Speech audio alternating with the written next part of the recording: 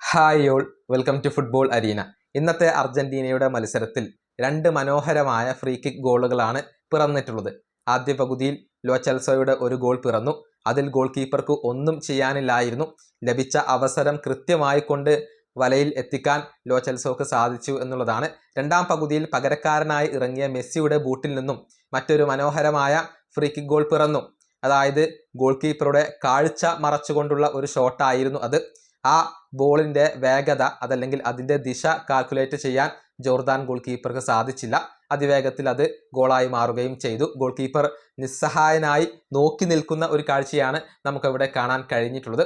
ഏതായാലും മത്സരത്തിൻ്റെ ആദ്യ പകുതിയുടെ സമയത്ത് ഫ്രീ കിക്കിനെ കുറിച്ചും ഗോൾ കീപ്പറുടെ ചലനങ്ങളെക്കുറിച്ച് അഥവാ മൂവ്മെൻറ്റിനെ കുറിച്ചും താൻ മെസ്സിയോട് സംസാരിച്ചിരുന്നു എന്നുള്ള കാര്യം ലോ ചെൽസോ ഇപ്പോൾ വ്യക്തമാക്കിയിട്ടുണ്ട്.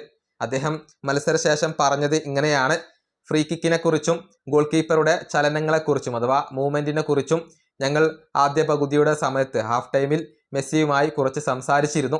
അദ്ദേഹം വീണ്ടും ഗോൾ നേടിയതിൽ എനിക്ക് വലിയ സന്തോഷമുണ്ട്.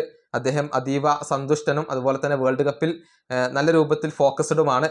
ഞങ്ങൾ ഞങ്ങളുടെ ഭാഗത്ത് നിന്ന് അദ്ദേഹത്തിന് സമ്പൂർണ്ണമായ പിന്തുണ നൽകുന്നുണ്ട്.